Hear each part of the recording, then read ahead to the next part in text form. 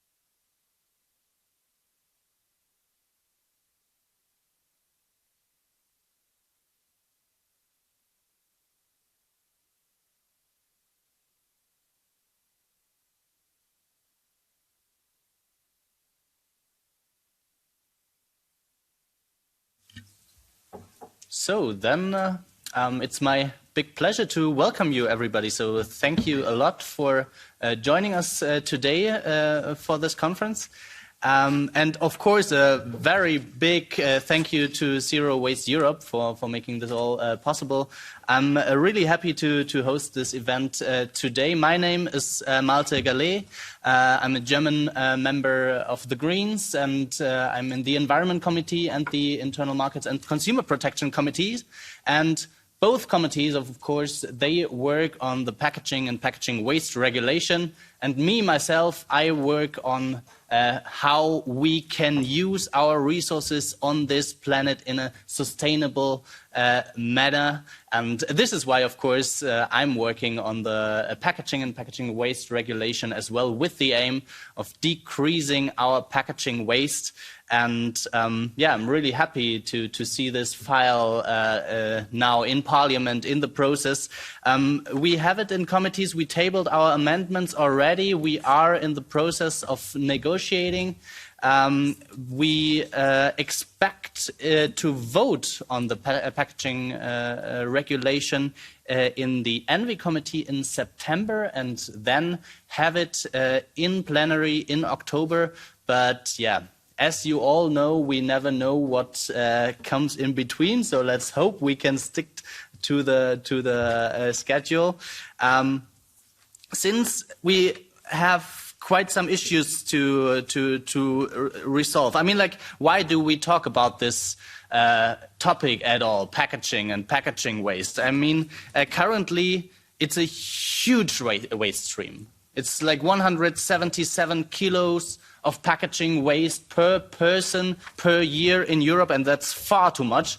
I mean, like, that's basically double the amount of our body weights in average, I would say, that we produce of only packaging waste. And the EU Commission, of course, realized this and said, okay, we have to change this. I mean, like, we have this wonderful concept of the waste hierarchy in Europe, which means that, first of all, we try to avoid waste in general, then that we design our products in a way that we can reuse it. And only on the third tier, there we talk about recycling, and then, of course, like to burn it or to dump it somewhere. So packaging waste in general has quite some challenges in stepping up this hierarchy, because there's a lot of burning of packaging waste. There's a lot.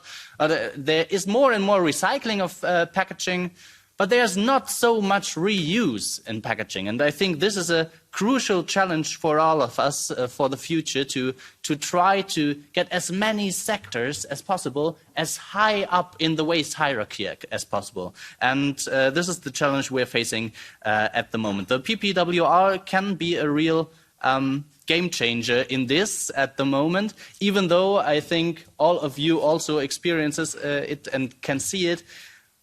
There's a lot of lobbying going on, especially against reuse system and especially from the single-use plastic waste lobby, as I like to call them. Even though the reuse targets, they are quite modest in the draft so far. I mean, like 20% of takeaway cups should be reusable in 2030. Well, not that big kind of an issue, but still there is a lot of lobbying pressure going on. And also what I mean, like you all can see it. You all see the studies, you can read the studies. But what I often feel like is that the single-use lobby, they totally forget about the external cost of the littering of the single-use packaging, for example. Like, how do you calculate the cost of, I don't know, sea turtles dying from plastic cups? You don't know. Or also, like, the costs of deforestation if you only use paper cups and paper packaging, for example. It's hard to calculate this, you know?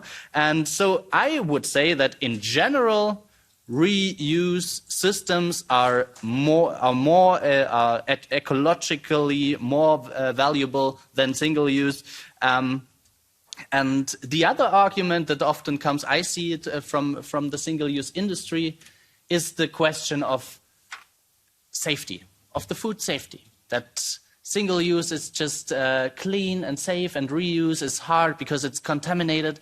And I think this question is really good that we have this conference today to look into this and to also debunk all the myths that are spread out by so many lobbies at the moment. I mean, like, they have a reason. It's like it's an industry of 355 billion euro per year. Well, it was in 2018, but so it's quite an industry that we are trying to regulate here. So of course we can expect many organizations who want to influence this.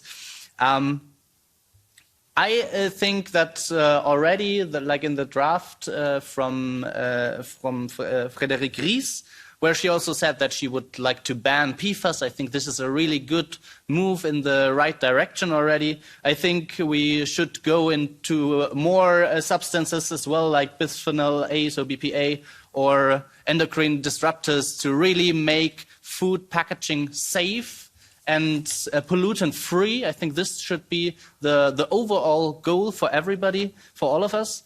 And yeah, this is why I'm really happy to look into all the contributions today. I'm happy to have you all here. I will hand over to Nathan Dufour. We just realized Dufour is basically like straight from the oven. Not heaven. Straight from the oven. Freshly cooked, perfect meal. Yes, I'm looking forward to the discussion. Thank you so much for being with us today. And I wish us all fruitful thoughts.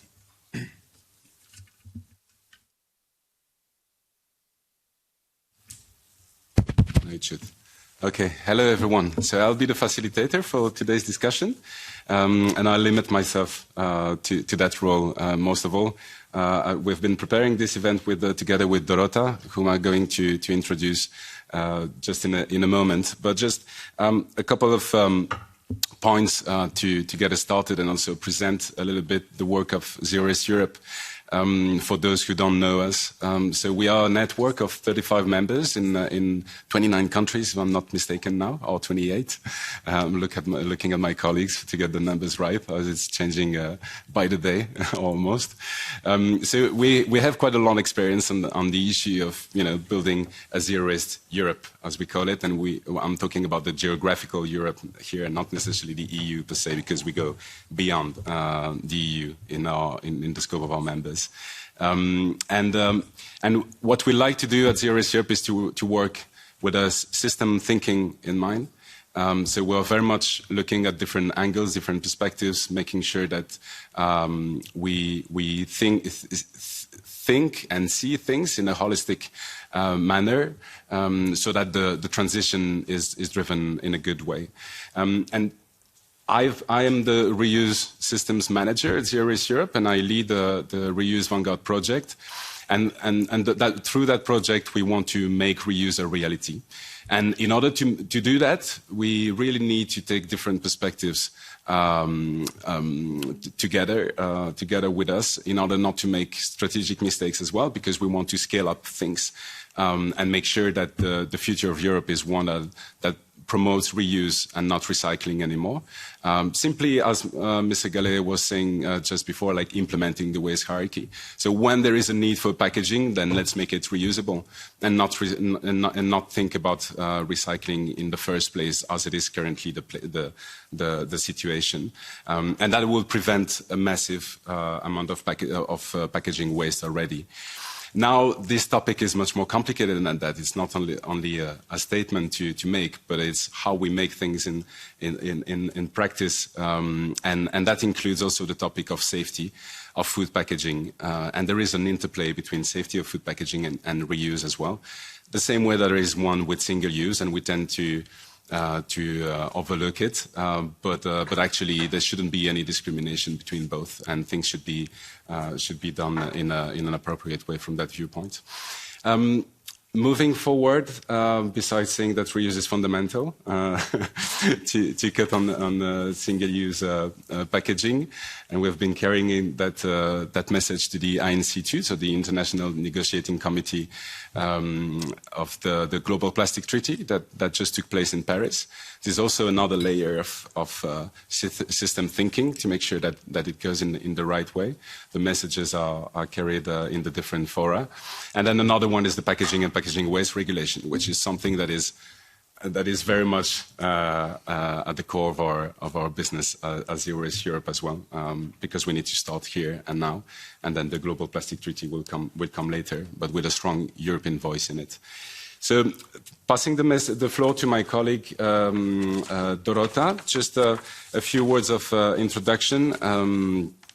Dorota is our policy officer on toxic-free consumption and production, and she holds a PhD degree in biomedical sciences.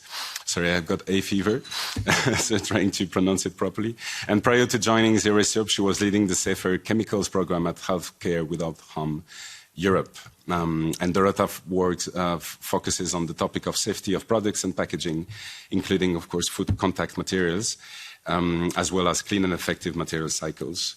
So Dorota, we'll start with you, and then I'll introduce the different panelists bit by bit.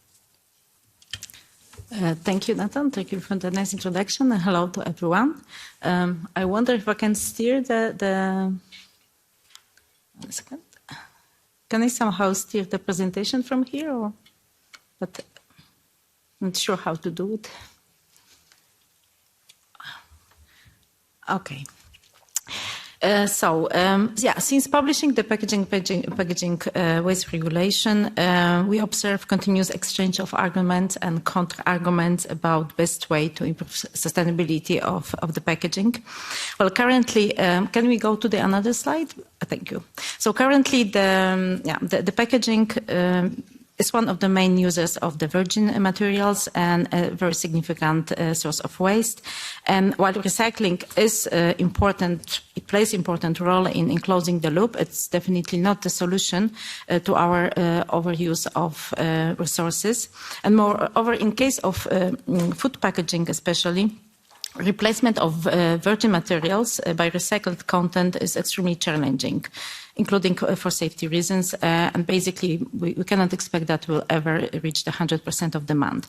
And sadly, we also discovered that majority of pledges related to packaging from European food and drink companies are either failing or being quietly dropped. A report from Ellen MacArthur Foundation concluded that some companies are in fact using, for example, more virgin plastic despite a pledge to reduce its use. So next slide, please. And also, we see that the implementation of Single-Use Plastic Directive pushed for a shift on the packaging market, but unfortunately, towards solutions that not necessarily are more sustainable or safer than single-use plastic. And in fact, we observe that more and more solutions are being developed towards so-called sustainability, but the critical aspects of chemical safety is somehow ignored, not sufficiently addressed. And we are dealing actually really with widespread use and contamination by PFAS in disposable paper, food packaging across Europe, and hazardous chemicals like bisphenols and phthalates can be found, for example, in recycled paper used for food packaging, etc., etc. Within a short time, alternatives to traditional plastic, reusable ones, alternatives like bamboo, containing carcinogens were introduced widely on the EU market, and actually enforcement action was needed to mitigate sales of these products. While chemicals actually in food contact materials and food packaging will be addressed in more detail by the other of the panelists, I would nevertheless like to emphasize urgency to act on hazardous chemicals in packaging. Next slide, please. Because the reality check, when it comes to the human exposure, is actually really alarming. Results from a very large human biomonitoring study that ended previous year led to conclusion that the bad burdens from the chemicals, including PFAS, bisphenols, and plasticizers, are of health concern. Plus there is, we all actually are very well aware, emerging issue of our exposure to microplastics. And while the potential impact on microplastic of our health is not really fully understood, there are a lot of concerns from both scientific community and also concerns from the public are rapidly growing. So next slide, please.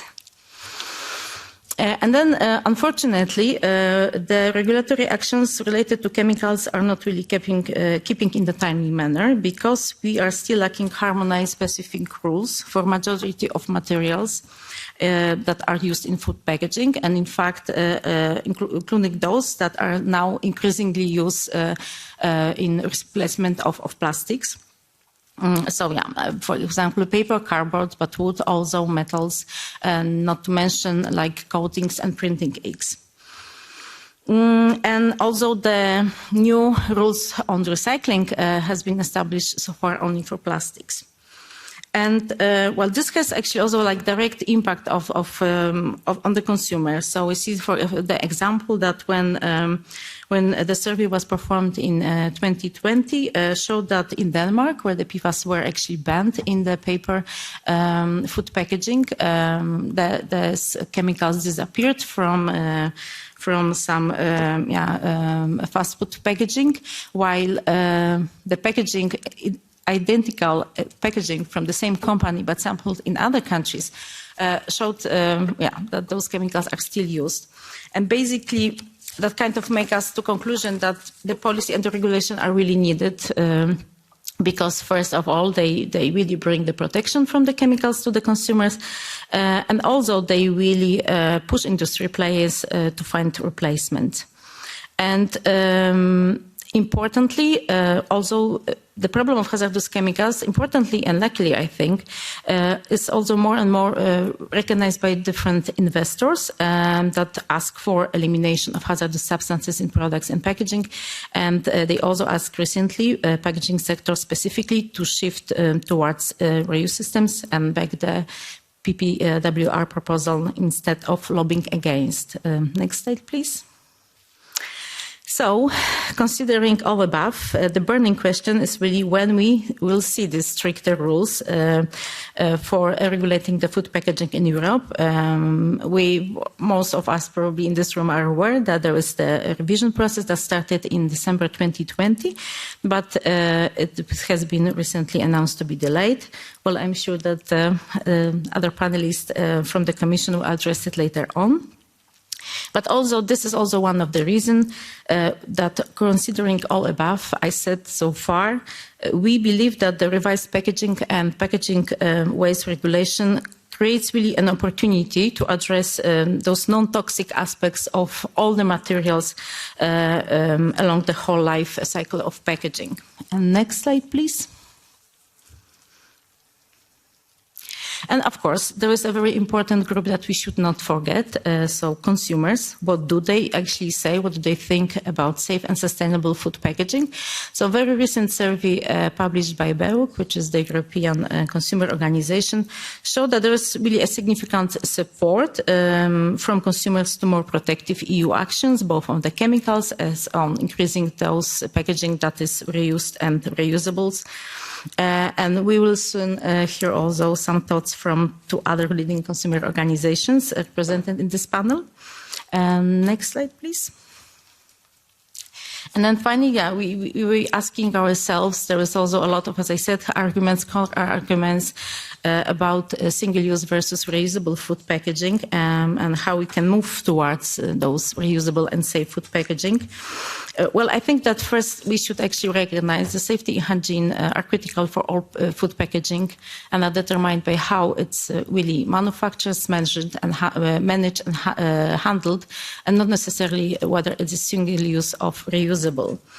And this is also crucial to emphasize that this there is a long-standing history of reusable packaging in Europe, and this panel also includes a presentation about packaging, reuse, cleaning at large scale, matching food hygiene and security requirements.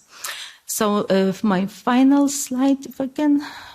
Thank you. So, and that is just for those who really like to dive a little bit more into detail into our vision of safe and sustainable packaging that we published quite recently, so last year, the briefings that are available on our website. And with this, thank you very much for your attention. Thank you very much, Dorota. I'll be moving forward with the consumer's perspective, I would say, with Michela and Carla.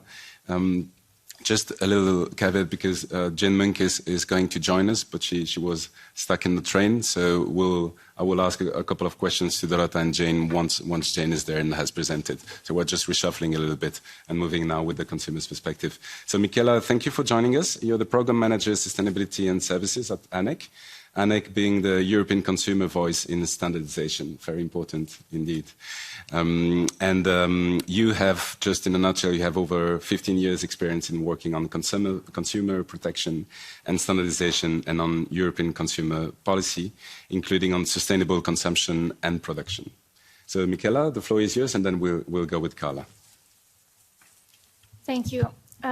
First of all, I would like to thank both Zero Waste Europe colleagues and MEP Gaillet for the opportunity to present ANEC perspective on what consumers may want and need in the context of safety of food packaging. So we can move to the next slide, unless I can.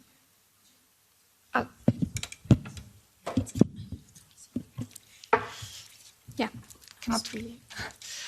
So first of all, ANEC has welcomed the proposal for a regulation on packaging and packaging waste, especially for its emphasis on aspects that we have been calling upon also as ANEC over the past years. Definitely I make the examples on the slide: the reuse, information requirements, the introduction of mandatory deposit return systems.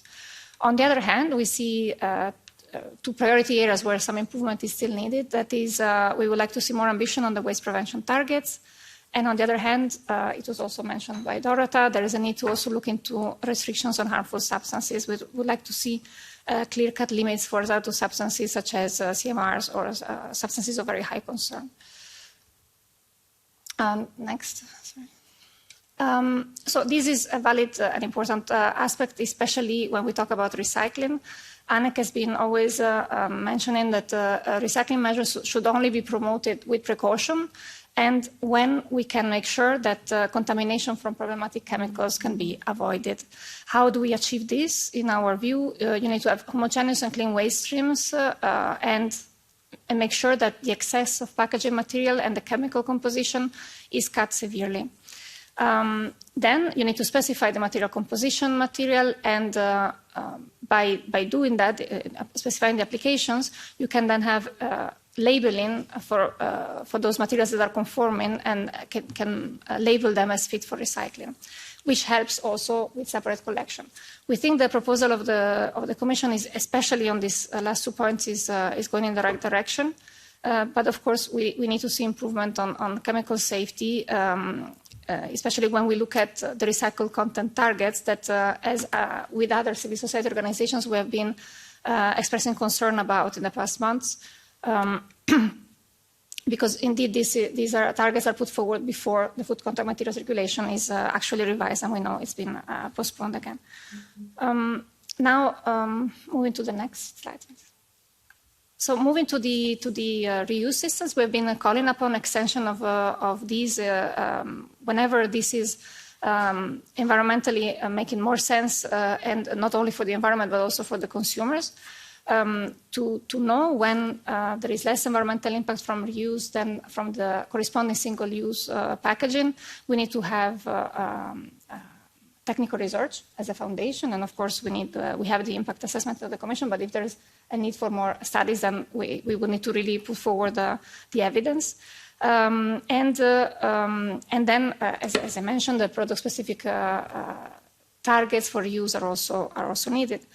We have been calling upon detailed requirements in legislation because we do not want to see important requirements such as those for reuse or chemical safety, for example, or even recycling, delegated to standardization. We saw it with the directive. It was also recognized in the proposal for a regulation that the standards that were supporting in a mandate, that the directive did not succeed and they were not really giving any added value. So there is a role for standards in some areas, for example, in standardizing containers, formats, and shapes, but we do not want to move away from what can be done already in the legislation.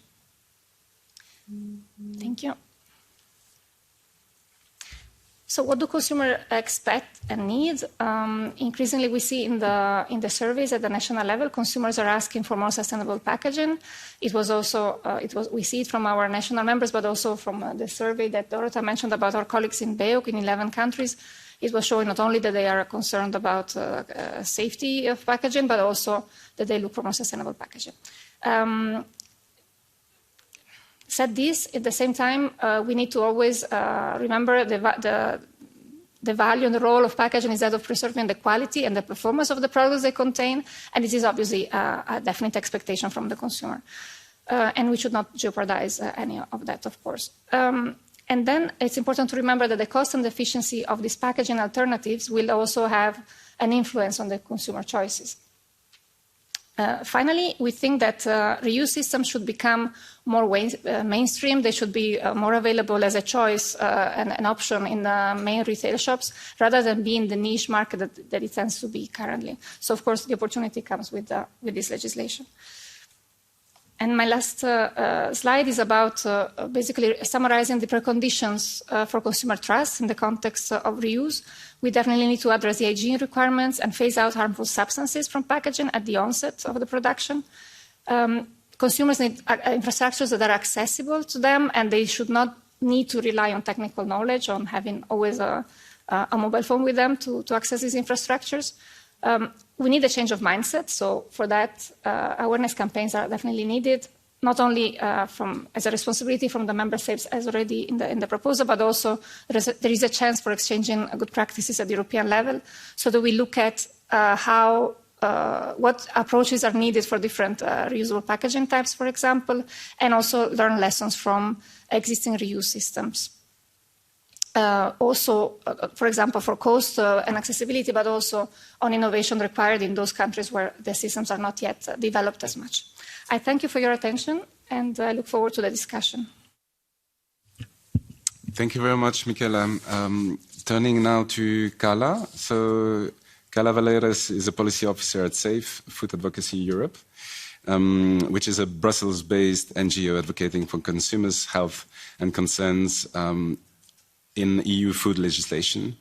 You're in charge of files on food information to consumers, and you're also coordinating the Horizon European project, REPAC, aiming to tackle single-use plastic packaging in food by developing an optimized reuse scheme. The floor is yours.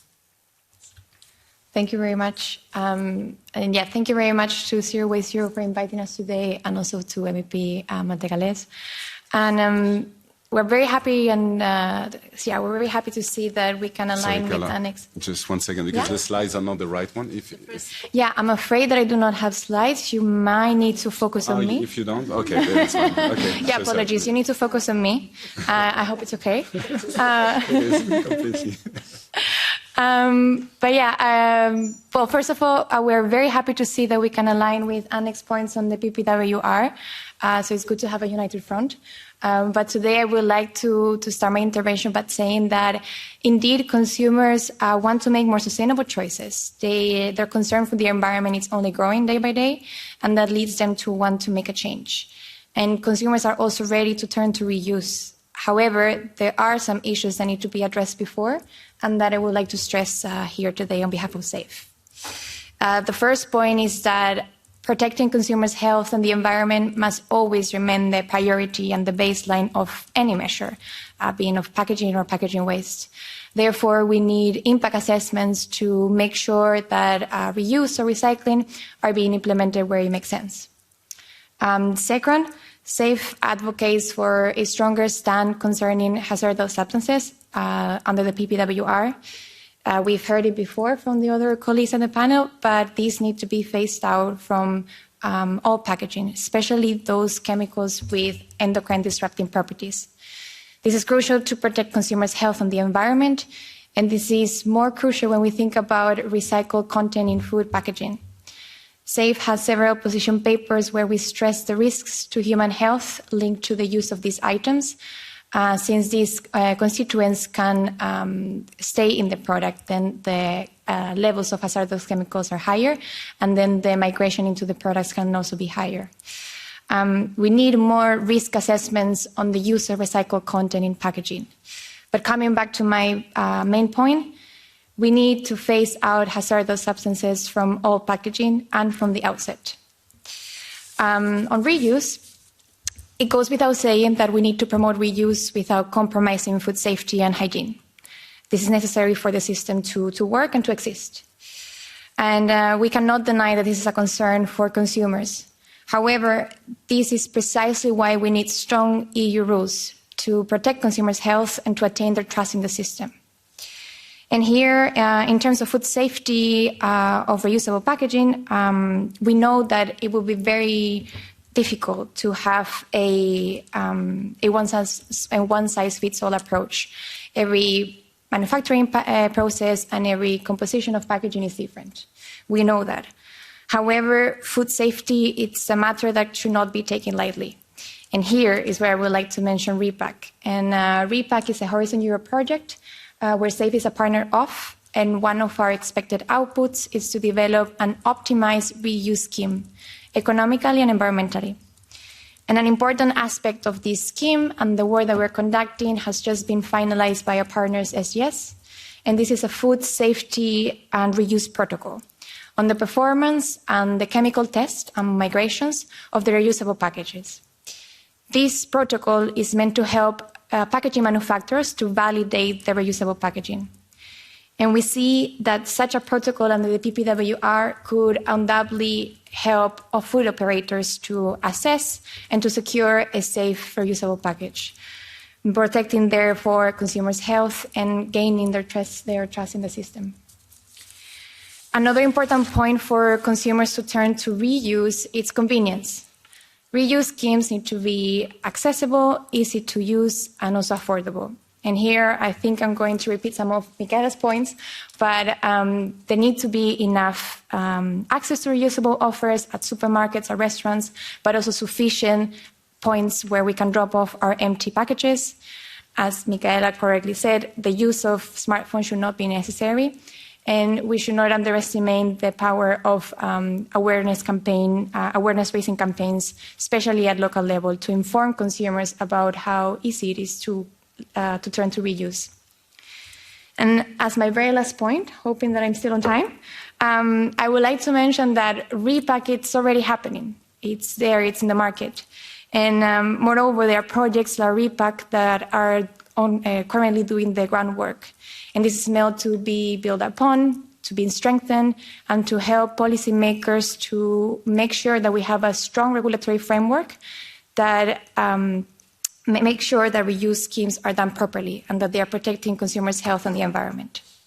And I'll leave it there. Thank you very much, Carla and Michela. Listening to you, I have so many questions coming to mind, and I'm sure the audience has as well. You mentioned both the issue of convenience, and I remember Carla saying as well, implement reuse where it makes sense.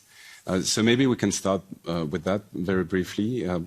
Where do you think it makes the most sense? There are examples in different key sectors. We as Eurosub have been pushing to include strategic sectors where actually innovation has been taking place already, or that reusable packaging systems have been at scale for quite some time as well. That's the case of, for instance, what Eleonora will be presenting afterwards. So what is it for you, like what are the key sectors you would name for a quick shift to reuse, even though obviously it's not easy, but there are real solutions out there, and it is possible, and it's not a matter of if, but a matter of how we do it. Would you agree with that? And then if you can go in this sector. Maybe I'll. Thank you. Yes. Well, first of all, as we said, we need to have we need to assess the environmental and health impacts of any choices we make, on any measures that we put forward. At ANEC, we think that the scope of the current regulation is correct, of course, under the precondition that we tackle the concerns that we highlighted on chemical safety, and of course that the rules on hygiene and safety are clearly set. Then going further than this scope, we think that it would be also useful to look into good practices at the national level in Europe, also to look into other sectors. And we know that the regulation opens up the door to other areas, but for example, looking into detergents, refillable containers for detergents, or cosmetics may also be an area of interest. But I'm sure that you have more studies maybe on the field, and you have some more points to add. We agree. I think house cleaning items would be a sector to study. And under the project of Repack, we have 13 different food category products. Among them are biscuits, salads, juices, milk, yogurts. We know that it's a challenge, but that's where the investment is needed, and when we need to continue developing. I think that reuse being implemented in regular items that consumers need day by day is the best way to go to show them how to get them familiar to the system, to get them used to it, and to start trusting on them. But of course, we need EU legislation to help us do that. But then linking that to the issue of convenience as well, because this is something that we hear a lot, that reuse should be convenient maybe as single use is. But in the meantime, we know that single use and the convenience related to it has been a driver for massive pollution as well, and waste generation.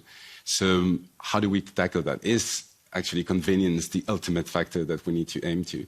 Or is it actually something that maybe consumers can also sacrifice a little bit, provided actually we give them a sense of direction and that they understand maybe how useful it is to shift to reuse and to tackle the waste generation and, all that, the littering in parks and rivers and all the consequences attached to that?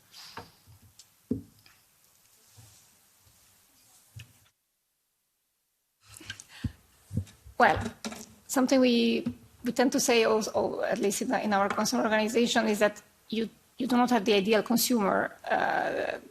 Although consumers may want to have more sustainable choices, we cannot really expect that they do those sacrifices. Convenience will always be the first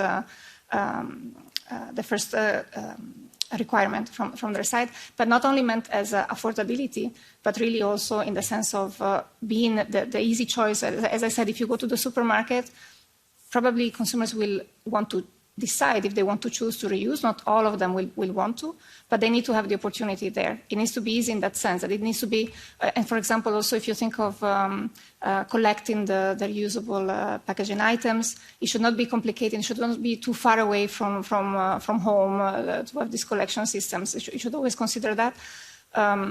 We need to consider convenience also in the sense of space, not only time, because of course time is one of the most precious resources we need to consider, but also the space you have at home to store packaging. And so we need really to think of good examples we have at the national level to promote those when they work well. And of course, every context is different. So we have some examples also in our paper.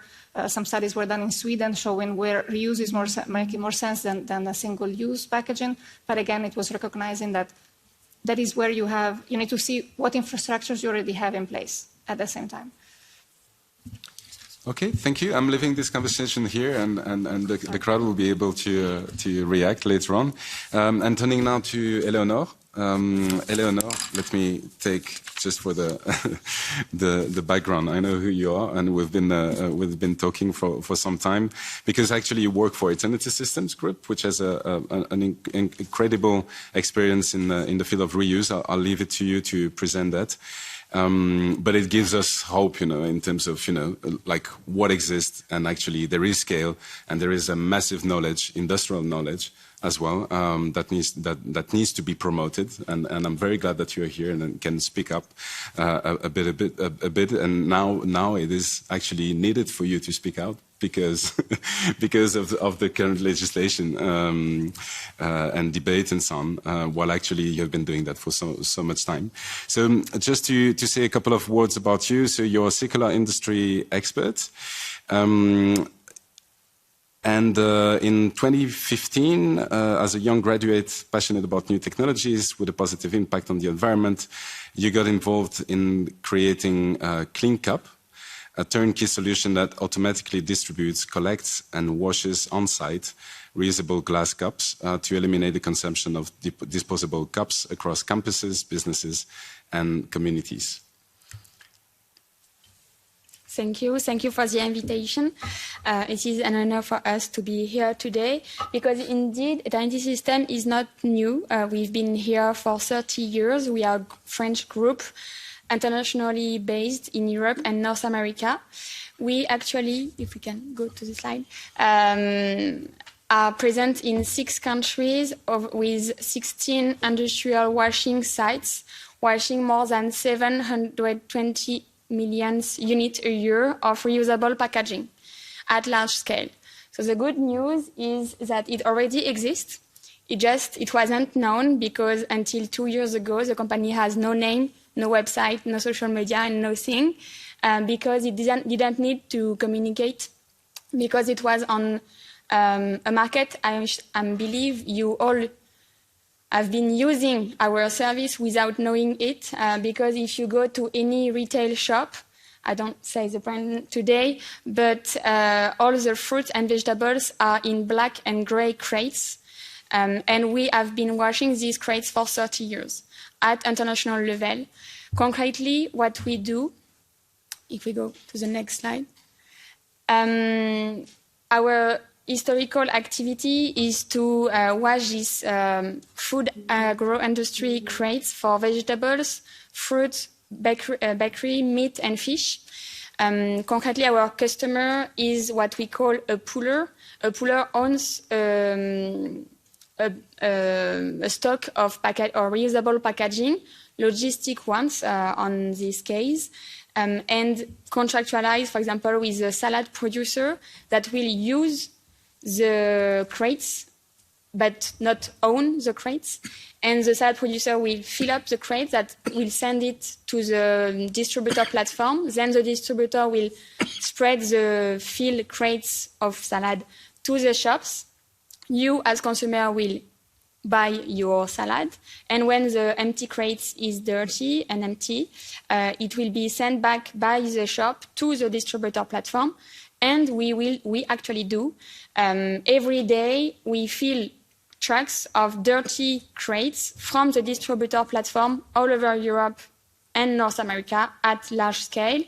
We come back with these filled trucks of dirty crates to our washing sites. So 16 washing sites today, to sort them, repair them to make them working on the cycle as long as possible. If they don't need to be repaired, then they are washed, disinfected and dried, repackaged, stored if necessary, and then resent clean back to the salad producer, if we keep this example. And so the reverse logistic from all retail shop is already existing at large scale. And I would like to mention that the origin of the company is definitely not ecological. The CEO didn't want it to save the world. He just wanted to make money. And he saw a business opportunity to be an industrial washer and to focalize on transport, washing, and storage of reusable packaging. On this case, historically, it's logistics, food logistics packaging. But for the last 2 years, we've been diversifying now to all secondary and tertiary packaging for all industries, for automotive, e-commerce, or any industries supply chain, to wash crates, pallets, boxes, silos, and any containers that would be replacing disposable films, polystyrene crates, or paperboard boxes. And even at the end of last year, we even started to wash primary packaging because the good news is that our historical activity is already food contact compatible because the meat, the fish, and the food and result are already in contact of the crates we wash. So all our washing facilities are adapted to wash any food contact packaging of any size. We historically work on PP, plastic packaging, but now diversifying in primary packaging, we also are able to wash glass and stainless steel primary packaging like jar, cups, catering trays, bottles, or any containers that would be used directly by the consumer for the food, but also cosmetics or detergent industry. So I explained already the system, but just to know that how it works, we are subcontractor of the owner of the packaging, so the pooler, that will rather sell the usage of the container, like the example I described earlier, or rather directly to the pooler can also buy its own float of reusable packaging, like a well-known fast food company in France has done. So yeah, for us it doesn't. It is not important if it's for its own use or if it's for a shared use, but it has been existing at large scale, economically, ecologically, and in a safe and hygiene constraint model compatible for the food industry. Just because it's important to say, so as I was saying, the company didn't start to save the world, started because there were a business case, and but doesn't mean we didn't already optimize all the process in terms of impact, because the less water and energy we consume, the more we are profitable. That is a great case of alignment between ecological and economical needs. And that's why we have several technologies to optimize our process and be sure that the cycle is ecologically friendly for economical reasons.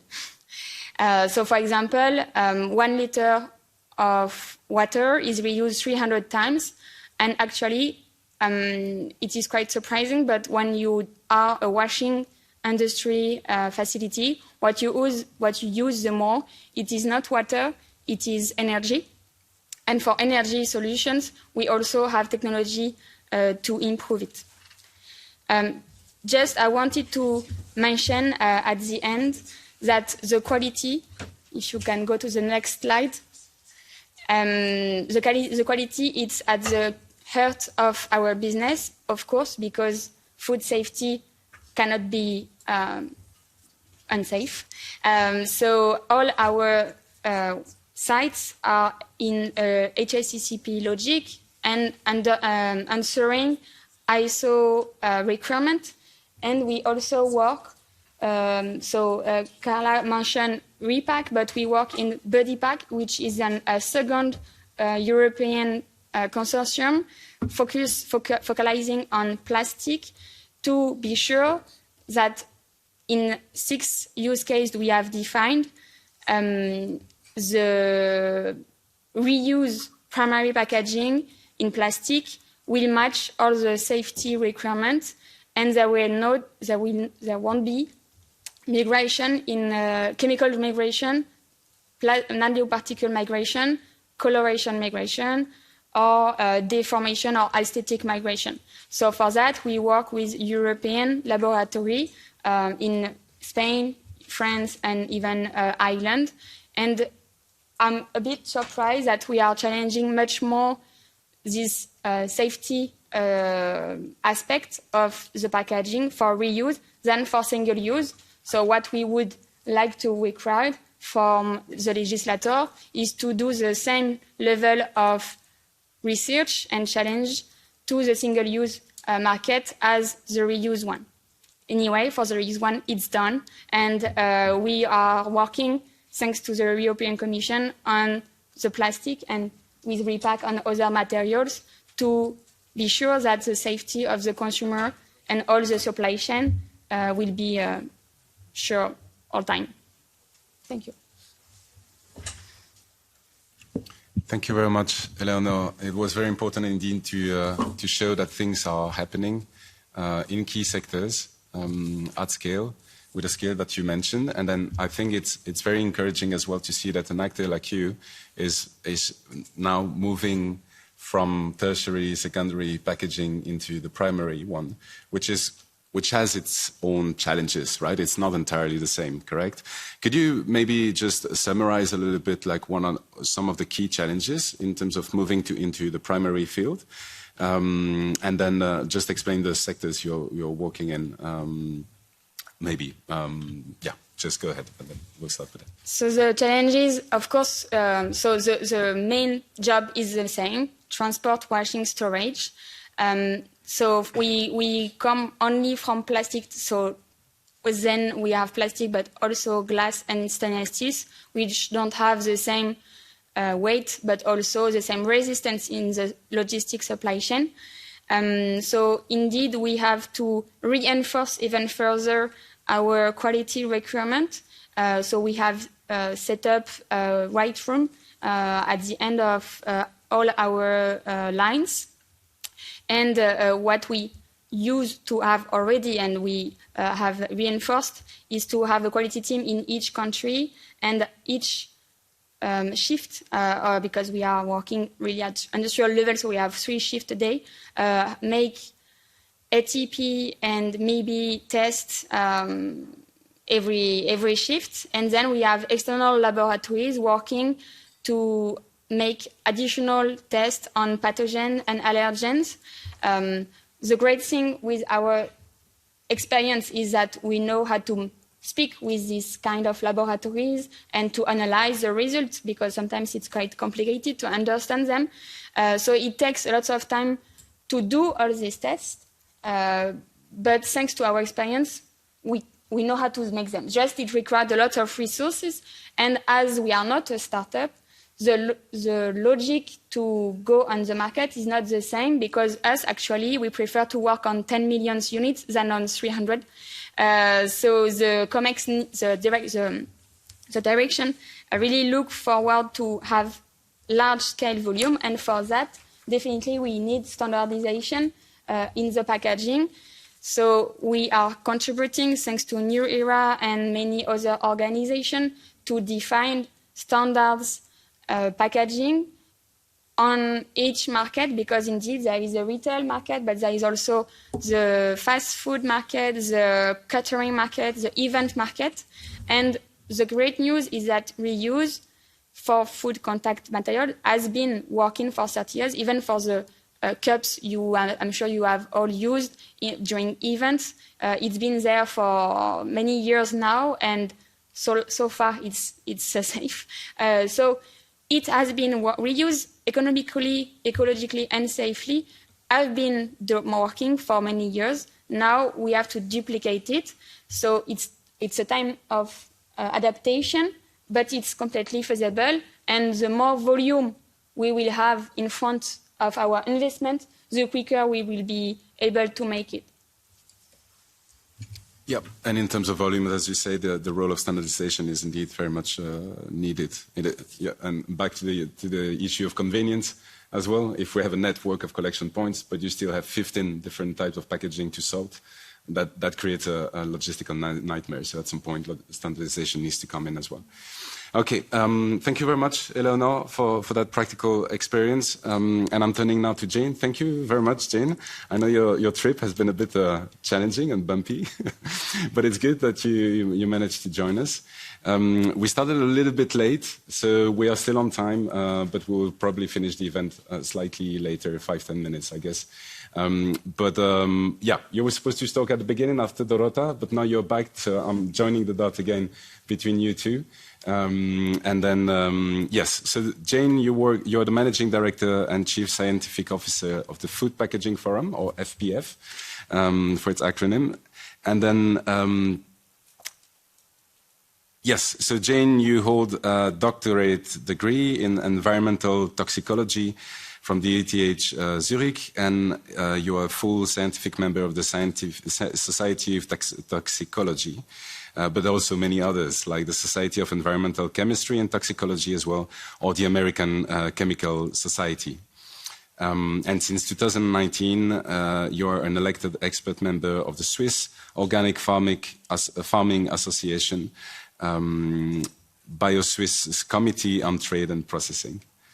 Thank you very much. Jane, the floor is yours. Thank you so much, Nathan, for having me here today, and my sincere apologies for the delay. I underestimated how long it takes to walk from Zurich to Brussels. No, the train was delayed. Sorry. Good. How do I advance my slides? Yeah, that's just there. You can okay. Ask for the So I would like to share some thoughts with you today on circular food packaging, and I'm focusing on hazardous chemicals and on micro and nanoplastics in reusable and also recycled food contact materials. Next slide, please. And these are the key points. I thought I'd start with my summary today. So what I'd like you to take away from here today is that chemicals migrate from plastic packaging into food, also from other materials, but we're focusing on plastic today, including some hazardous chemicals. We'll look into that. Reusing and recycling of plastic food packaging leads to increased migration of hazardous chemicals. And last but not least, and this may be quite new, this is also sort of emerging scientific evidence, the normal and intended use of plastic food packaging leads to the generation of micro and nanoplastics. And we'll talk about that as well. Next slide, please. So the first point, and this is really important, and it may seem trivial to you, but I notice every time I speak about this topic that for some people it's not obvious. Chemicals migrate from food packaging into foodstuffs, and that includes some hazardous chemicals. Next slide, please. So materials like plastic, excuse me, but actually all materials are made up of chemicals. And depending on the material properties and depending on certain other physical and chemical conditions, the chemicals, the smaller chemicals contained in food packaging can transfer out of the packaging into the food. And this process is a process known as chemical migration. Next, please. Next, please. And we at the Food Packaging Forum call all the chemicals in food packaging, food contact chemicals. And this is basically to include the chemicals regardless of whether they were used intentionally and may have been authorized for being used to make food packaging, or whether they are present in the finished food packaging, the so-called non-intentionally added chemicals here. So any chemical that is in finished food packaging, we call a food contact chemical. Next, please. How many food contact chemicals are there? Next, please. So our own work and the work of others estimates that there are around 16,000 food contact chemicals known. Next, please. For about 1,800 of those, we have evidence of migration. So we have laboratory studies showing that these chemicals, under certain conditions, can transfer from food contact materials into food or food simulants. And this is a very high probability also for human exposure. Next, please. Experts who work on the chemical analysis of food contact materials and who have also spoken here in the European Parliament. I'm happy to share those slides if you would be interested. Experts estimate that there are up to 100,000 chemicals that could potentially be migrating from all the different kinds of food contact materials. That's not just plastics. And we have huge data gaps in terms of the identity of these chemicals and also in terms of their hazard properties. Next, please. This is from a study that we published a year ago. The title is Implementing the EU's Chemical Strategy for Sustainability, the Case of Food Contact Materials. It's a study that's freely available. And here we did the exercise looking at the chemicals that we are known to be food contact chemicals and looking at hazard properties where available for these chemicals. And we based the hazard properties on the globally harmonized system, or also what is known in the EU as CLP criteria. And here we found that for 388 of these chemicals, we know that they are considered hazardous, most hazardous, under the chemical strategy for sustainability. Most of those actually are carcinogens.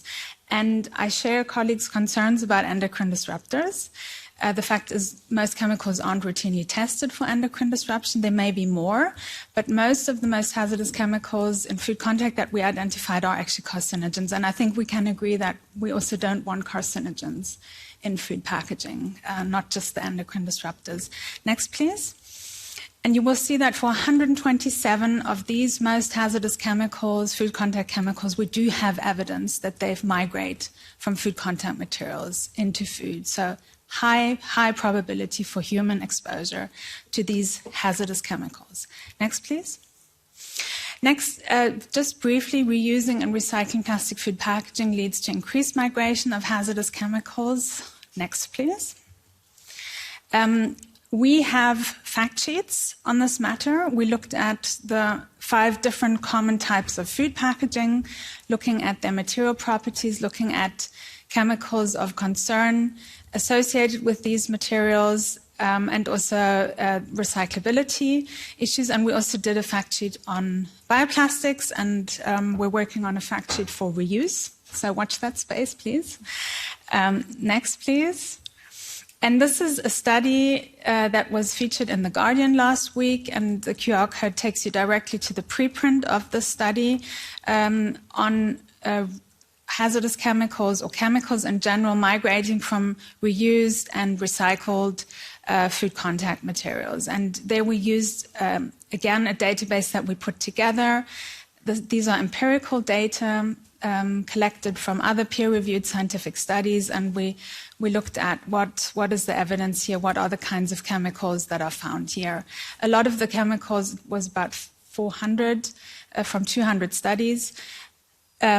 For a lot of chemicals, we don't have hazard data, or we haven't done the work yet to map those, but we go into a few case studies of sort of very well-researched hazardous chemicals such as melamine, PFAS, bisphenol A.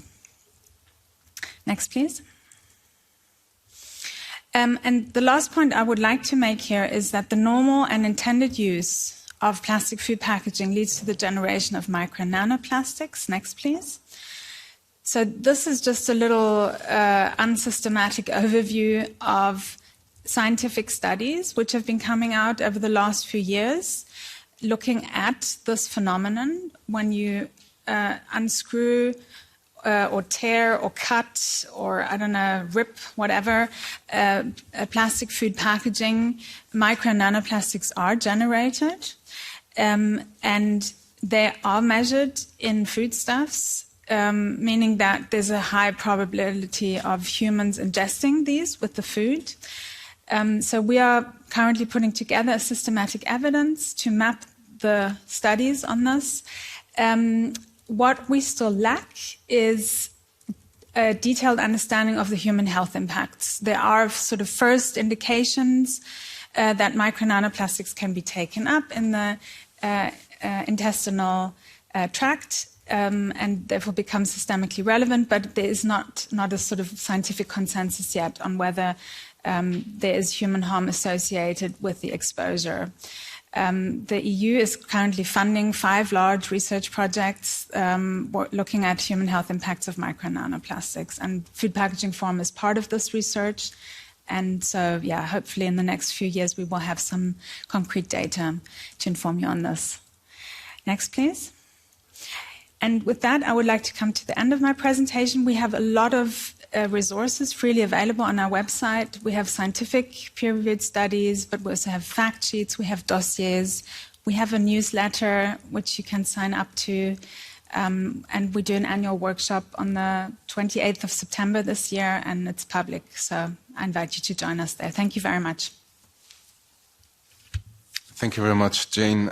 Turning to you just for one question, because we're running a little bit over time now, and we still have 2 speakers. But Dorota and Jane, I wanted to ask you regarding the current PPWR proposal that we have on the table. Like, would you generally agree with what is on the table when it comes to the regulation of chemical safety? Or, yeah, what would be the way forward in your views? So I'm not a politician, so forgive me if this is blunt, but no, I do not fully disagree, and we submitted comments on this proposal. One point I want to stress in particular is that when we think about migration, which is a phenomenon, it's been researched for 50 years, there's no doubt about that this happens. We also have to understand that migration is not a one-way street. It happens in 2 directions, which means that chemicals can be absorbed by packaging materials, and that is particularly an issue when we recycle and reuse. For example, if a non-inert container, a plastic bottle, for example, is filled by a consumer with a substance that is highly hazardous, such as petrol or pesticides and so on, the plastic will absorb these chemicals, and there will be in the plastic to a certain extent, and that has the chance to contaminate the recycling stream. And that's why it's very, very important that there are very clear rules in place that ensure that these materials are removed from the recycling stream. And the same holds true for reuse containers. Even just washing these containers, you wash them with detergents. There are some studies showing that the detergents get absorbed by the plastic and then can migrate out afterwards again, even finding pesticides. And that is particularly true for plastics, correct? Well, it's true for the non-inert materials, and plastic and paper. Can you, for the audience, just differentiate between what is an inert and non-inert material? So inert basically is a material that does not have chemical reactions with its surroundings. That's the definition of inert.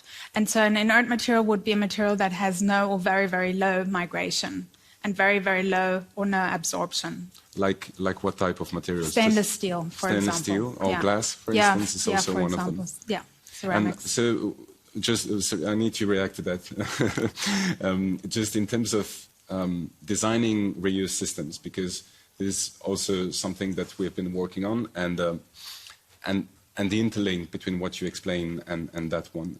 So how, in your view, should we design a reuse system so that actually it ensures the chemical safety of the packaging as well? So this is something that I suggested in my comments to the draft regulation. There needs to be a standard for for inertness. So reusable containers should have an inertness standard. And there is currently no such measure in the European regulation. There's an overall migration limit in the food contact materials regulation, but that is not designed to address the issue of reuse. And I also think it's way too high. It's 60 parts per million, and I think that's a few orders of magnitude too high. So I think we need to work on identifying inert materials. We need scientific research for that. We need to develop methods, but I think it's feasible. And then that should become part of the criteria for the materials that are allowed to be used. And I'm being material agnostic here. I'm concerned about the inertness. I'm not concerned about the material. That could be another discussion, especially if we think about micro nanoplastics. Yeah.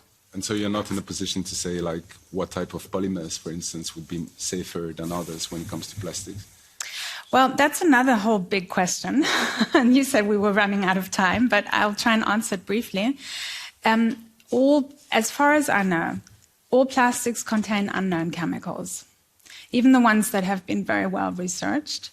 And so that, as a first point, is an issue, because if you have unknown chemicals, by definition, you cannot say whether they are safe or not. They are unknown chemicals. They may be safe, they may not be safe. That's the first point. The second is that, as far as I know, all polymers that are commonly used to make food contact materials contain at least some chemicals that are of concern.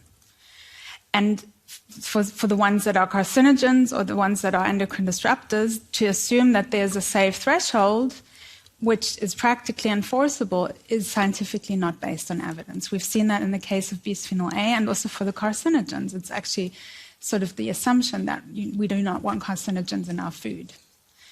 Yeah. Thank you very much. We need to move on. I know there might be some reactions here and there, but we can take that during the Q&A. So I'm moving now to the reaction part, to the interventions. There's also presentation. Sorry? There's also presentation. And there are also presentations coming up.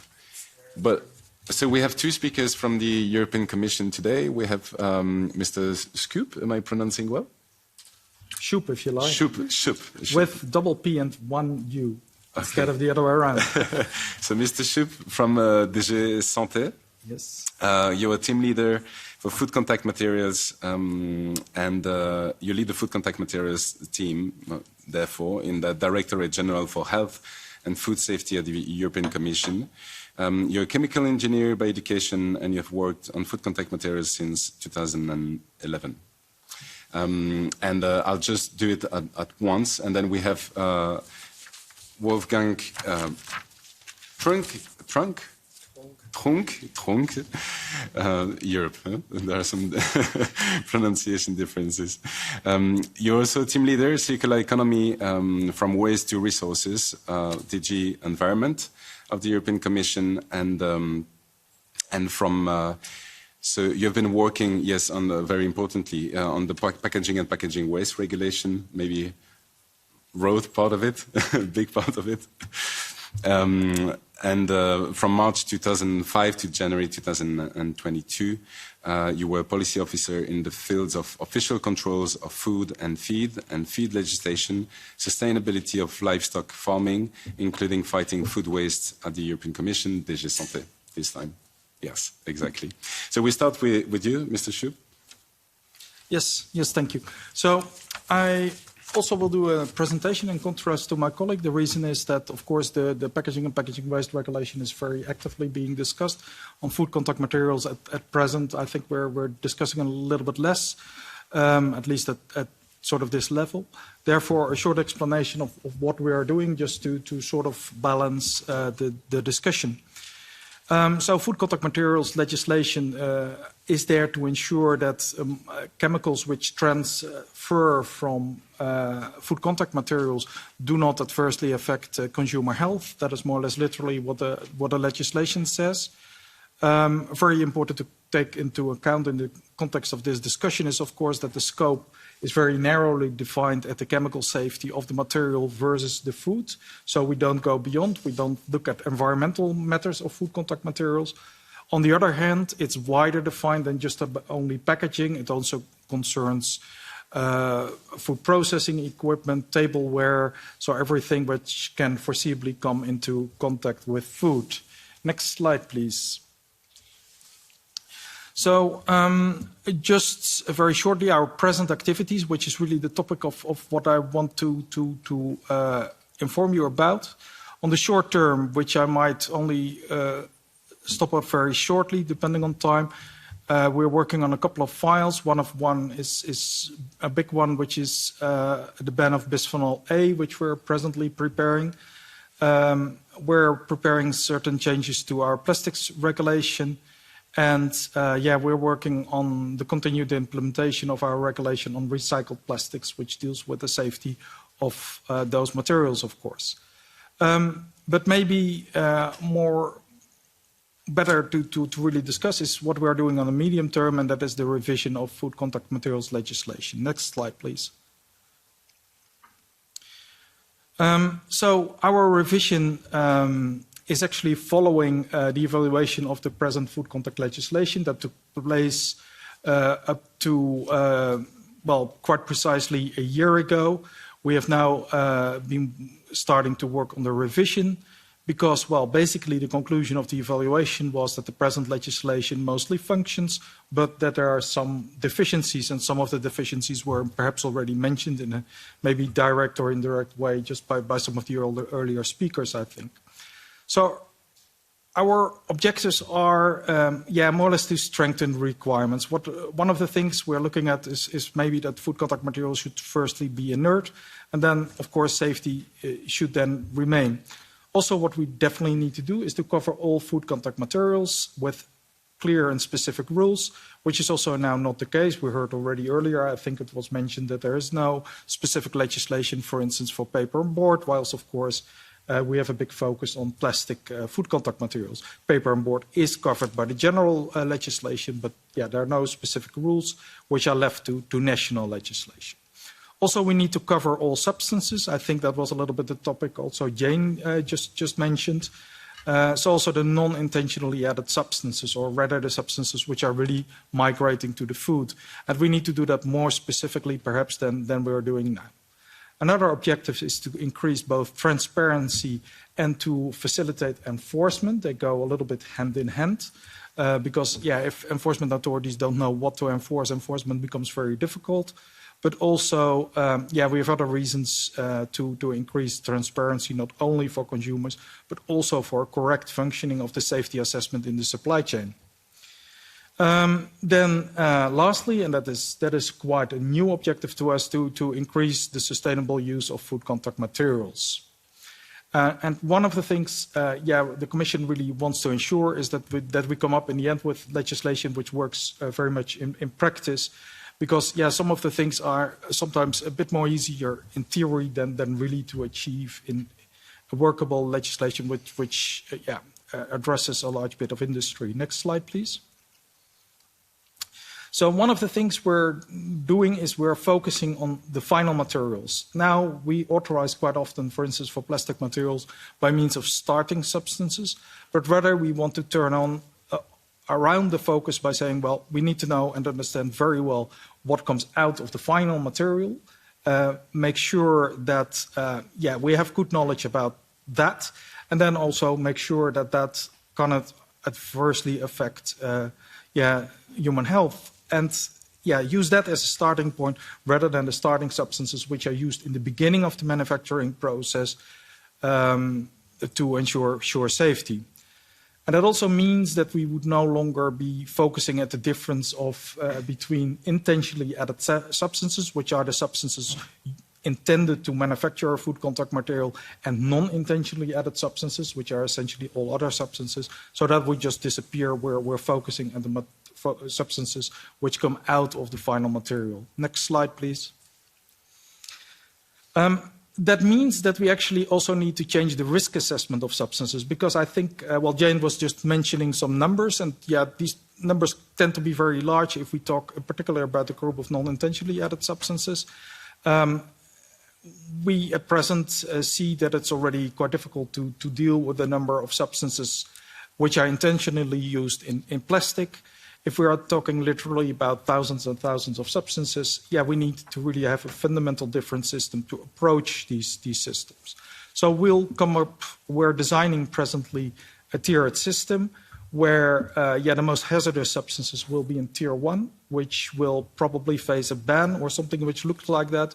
Tier 2 will be more or less the approach as we're presently taking it. So the European Food Safety Authority will be assessing the safety of those substances, whilst in Tier 3, the risk assessment will need to be done by operators and then in a transparent way, and the legislation needs to make sure that actually that risk assessment is being done, which today is sometimes a little bit the problem. Of course, general background things like one substance, one assessment needs to be taken into account. Next slide, please. Then, as I said already earlier, we're looking at the sustainable use of substances and food contact materials. That is new to us because at present, our drivers is just basically the internal market and, of course, the safety in the limited perspective from the chemicals going to the food. So sustainability of the use of food contact materials is a new question, could be an addition, but we are presently studying, does it actually make sense to look at this under food contact legislation, and if so, for what topics? So possible topics, and that is really what we're exploring at the moment, could, for instance, look at minimizing of production resources, facilitate reuse. That was very much a point of discussion now. So is it indeed true that we can safely reuse food contact materials, or would we need additional rules, maybe only for certain reuse systems, such as on hygiene, traceability, which is a very important aspect for food safety, as well as labeling, which is important also for food safety, also for health issues, etc. Again, this is an exploratory stage. We're starting a study to see whether the scope of the legislation can be expanded in that way. Next slide, please. So the timeline, we're working a little bit slower than initially foreseen. We are working now on the impact assessment, which will take place also during 2024. And then, everyone can easily deduce that we will see a proposal come forward only under the next Commission. Now, why? Well, we need to do some real work. It's not very easy to turn around legislation which has actually existed as a quite, adult approach, let's put it that way, in the industry since about 45 years. It's a very, very big field. I think my colleague here next to me works on it. To turn that into the sort of changes I just explained. So that requires us to think. One of the things, for instance, if we want to handle such big amounts of substances by business operators, we can't depend anymore on sort of the paper-based documentation systems which are there now. We need, for instance, to have a proper IT support for information transfer in the supply chain, which is not an easy thing. And so that just takes us a little bit of time. Next slide, please. So on the short term, as I said, we're presently working on a ban of bisphenol A. There's the new EFSA opinion, which gives us the basis for that. The timeline is actually really short. We are presently discussing the bisphenol A measure with the member states.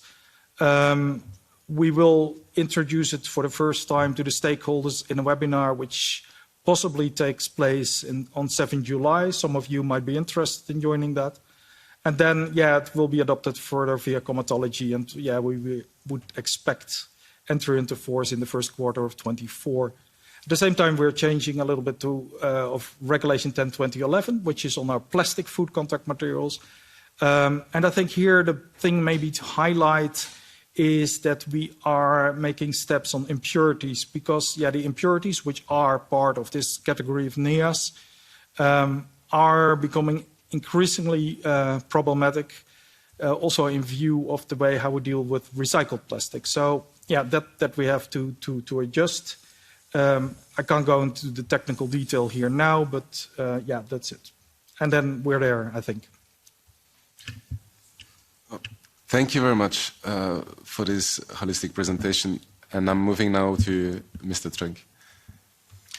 Yeah, thank you for the invitation. I will just a little bit complement what my colleague from DG Santé said. But before that, I'm going to a lot of events, and you know that in our proposal we want to bring forward reusable systems. And if I look around here, compared to these typical events with the single-use industry lobby, I can see that the age average is much younger. And also the share of women is much higher. So I think, considering that the single-use plastic, Malte mentioned it already, single-use packaging industry has a lot of resources. I think you should take advantage of the assets that you have here in your group that I just described, to counter a little bit this mainly financial resources that they have with your smart talents that you have, and fresh ideas to roll out more and facilitate reuse, bring reuse more forward. You mentioned standardization of reuse containers. That is already in our proposal. But also the economic instruments, also very interesting. We have also an article on that, where we want to bring these reuse systems, well-functioning reuse system up. I'm not so much, let's say, in the call or quest for more impact assessments. I think now we are already one step further. We made the impact assessment. We came up with an ambitious proposal. So I think we really should now get one step further than a call again, calling for more research and in this field and in impact assessments. We are aware of all these impact assessments or LCAs in favor of single use. We have also collected many other research LCAs that are in favor of reuse. Just one thing also on one slide, it provoked me a little bit when is that the preconditions for the consumer trust. I think the more important issue is that the consumer must be ready for behavioral changes. So functioning reuse systems, they must go along with training of the professional staff in the distribution chain, but also training in the citizen, how to treat or to buy in refill or reusable containers or packaging. Yes, that was my startup as a kind of reaction. Now, what is coming to the hazardous substances? What is in the proposal? And you can imagine the packaging is not only food packaging, so we have a kind of more a horizontal approach as regards hazardous substances in packaging. In case of doubt, it's always the food contact legislation dealt by DG Sante. But what we came up in the proposal, first of all, we establish a notification system for hazardous substance or substances of concern, how we call them. Secondly, we established the instrument for restrictions of these substances based on REACH. So we didn't follow, intentionally, we didn't follow the battery approach where we said, okay, we have a standalone instrument in the regulation to address hazardous substances because the battery itself is already the battery itself is already a hazardous substances if you consider his composition, but in packaging it's not the case. Therefore, we said we entrust this regime, this instrument, to the REACH mechanism, which is science-based, and this is it is well functioning and it's established. And we wanted not to create a standalone instrument for hazardous substances just for packaging. Then I come already with this to the, let's say, burning issues or ongoing projects. As regards PFAS, we have already launched this REACH process to limit the use of PFAS in horizontally, including in packaging. And even if we would include now a concrete measure in the upcoming regulation, which would be against our principle of this REACH mechanism. But even then, it would not enter into force earlier. It would not make the difference in terms of timeliness to address the PFAS, because the process, the science-based process under REACH is already ongoing and will probably not, will deliver earlier or with a very high certainty earlier than the new regulation at one day will enter into force. On microplastics, next point, on microplastics, we are also already coming up with, we did a very thorough impact assessment on it, and we will come up also in due course. I had just today the discussions on the legal text for the upcoming microplastic proposal from the Commission with concrete actions about the whole value chain, or not value chain, about the whole production chain for the plastic pellets, which are the sources of the microplastics. And for sure, this will not only, let's say, address the microplastic pollution when they are produced, but also from the recycling of plastic waste, which is also more and more a concern. So therefore, this new proposal coming up from the Commission on microplastics will also come up with concrete measures for the recycling of plastic packaging when it comes to emissions of microplastics. Yes, and last point, as it was mentioned also today, there I admit maybe our proposal is a little bit not explicit enough, and we are working already with the Council Presidency, currently the Swedes, on acknowledging that the recycling leads to a chemical contamination, and so that we want to, let's say, revise a little bit the wording in our Article 5 on these substances in packaging to consider or take into account this additional creation of hazardous or harmful substances in the recycling process and also in the reuse process. So this was just my kind of contribution. Thank you very much for your contributions. I'm looking at the panelists and the crowd. Dorota, do you have a question maybe? Yes, because I think Dorota has a question for you. And since she is our policy expert, I'll leave it to her. Thank you.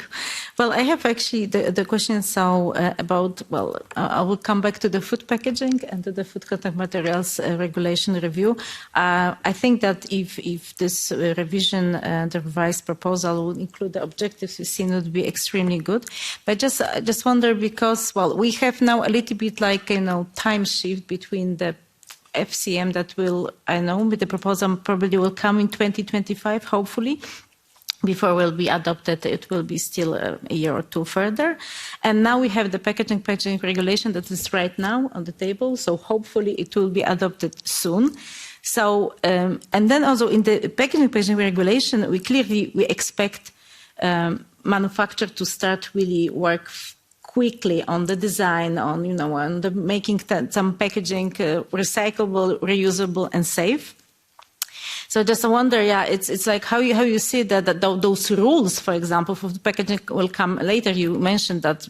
So in years after the PPWR will be adopted, probably we have the rules on the inertness of the materials. Then we will cover all substances. And then I just wonder, so how do you think, wouldn't be still kind of like logical at least to bring now some of those rules on safety and sustainability now in the PPWR? Because I can imagine that if the industry now starts to redesign, we want them to work on the design.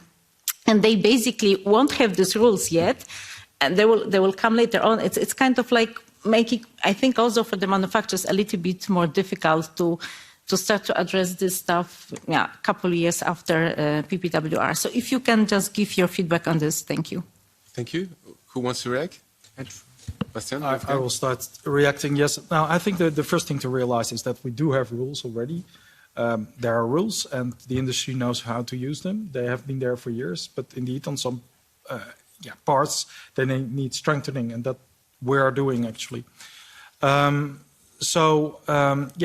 If people start shifting at this point in time, they can do so. But of course, I'm doing it well. Otherwise I'm not in the picture. That's it. That would be bad. Thank you. But I think you could understand me because they both work nicely. As I said, we do have rules. They need to be abided by, and there's also national legislation which already covers a large part. But that isn't harmonized. So definitely there will be some problems. We have seen already in certain shifts in material occurring that it's difficult to keep track of certain things, and that's also why we need some of the changes I've just been mentioning. But we can't do magic, of course, and it cannot be created out of nothing, because we do need to properly steer it, because it will be quite complex legislation. Yeah. In terms of, let's say, timely, simultaneous or timeliness, our proposal, in terms of, you mentioned the design for recycling, entails also that our DFRs, our design for recycling criteria, were, and that was my last point, where we will also force or we will make sure that these recyclability requirements or design for recycling criteria identify the substances of concern that negatively affect reuse and recycling of materials. All these, let's say, the substances of concern in the recycling process to be integrated in the creation of the DFR criteria. This will also take some time. So at the best, we will have it by let's say in 5 years' time from now. It is not so that we in the moment the new regulation enters into force, we have already achieved all in terms of identifying these and addressing these substances of concern. So therefore, of course, I can understand a little bit the political here in the European Parliament, but we must act now on microplastic already, and we cannot wait or on the PFAS until. But on the PFAS, I already mentioned. On the PFAS, there is already the process is already ongoing, and it should with a little bit of political pressure, it should come out. My colleagues anticipated early 24. So, and as I said, on the microplastics, also there you can really will have something to debate on the proposal later on this year. But just that was my point. As you said, it unfortunately the food contact material revision will still take some time. Just also in the packaging, we are not directly in the moment it is adopted there. Jane, and then I'm looking at the crowd, like to pick up some questions as well from the audience. Do you go ahead? Go ahead. You have that privilege. Okay, so I told you I'm not a politician, so sorry if this comes across a bit undiplomatic, but I don't know how to say this otherwise. I just wanted to make clear that the current definition of safety under 1935-2004, in my opinion, is not actually science-based, because it states that it assumes that there are, safe levels of exposure to these chemicals that migrate from food contact materials. And that may be the case for some chemicals, but the fact is these chemicals do not migrate in isolation. They migrate as mixtures, and we have carcinogens, we have endocrine disruptors, bisphenol A being a very good example, where it took almost 20 years for EFSA to accept the scientific facts that, the safe thresholds for this chemical are too low to enforce. So I think there actually is an urgent need to address the safety under the Food Contact Materials Regulation. And I don't think we have the luxury to wait another few years. Just keep in mind that every single day, these materials are put on the market in contact with food, and the entire human population is exposed to these chemicals. So I personally feel quite a sense of urgency here, and I'm quite puzzled why it is taking so long to do something about this.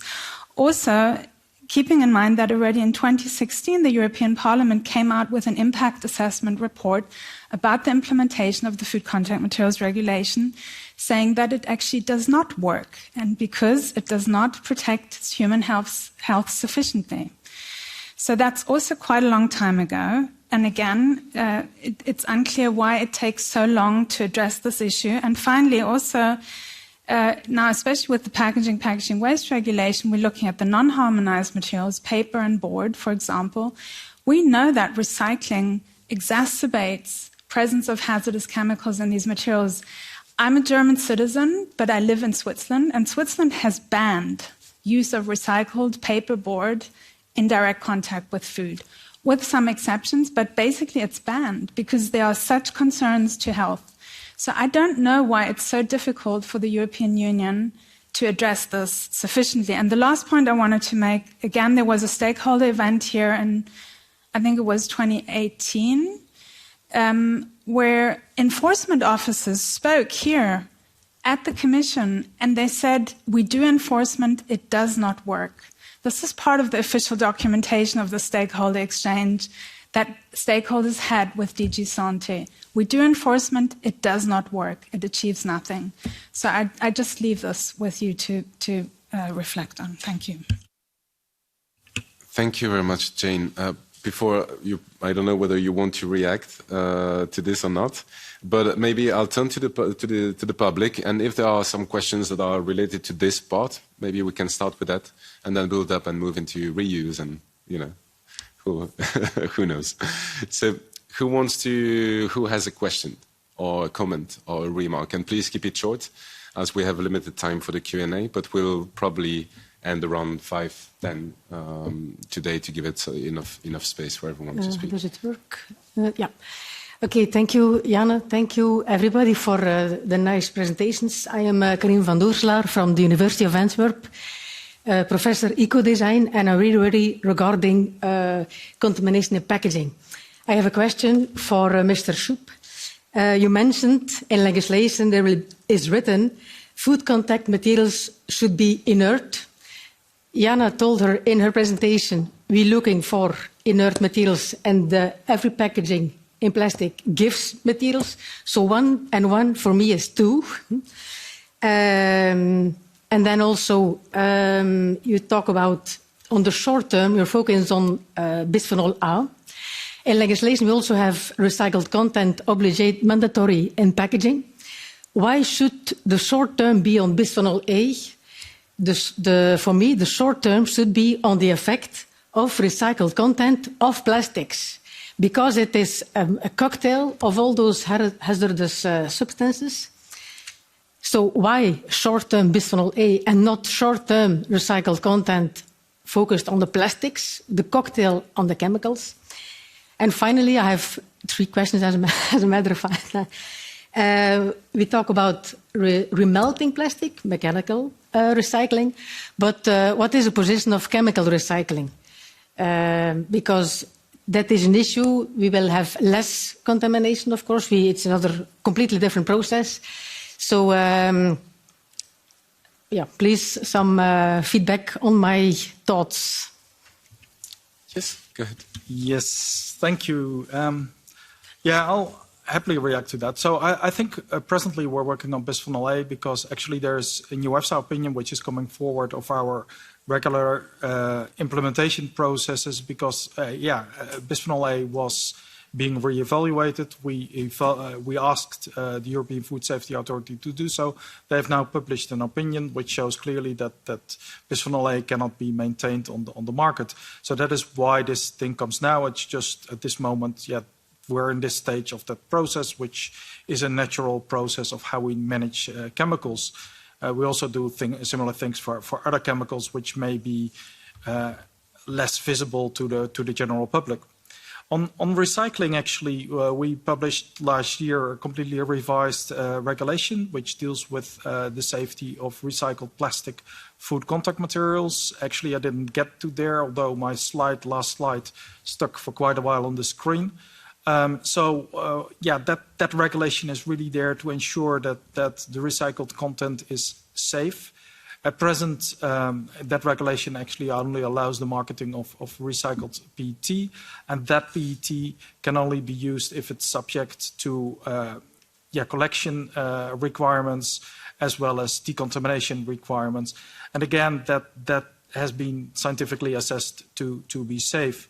We're working on recycled content, at least of plastics. So in general, this is how we're now approaching it. But we noted that there are deficiencies, and although the regulation and the legislation presently doesn't say that food contact materials need to be inert, in the future we will try to move more towards that, because indeed there are too many issues with a lot of chemicals which come out and then are later on found to be unsafe, and therefore, let's try at least to minimize this problem. It's a long and complex discussion on food contact materials. Unfortunately, that's why I did my introduction. But over the next 2-3 years, I'm sure that we will be seeing that discussion increasingly. So, thank you. Thank you. And I see there is a question from Fernando over there. If you can introduce yourself as well. No.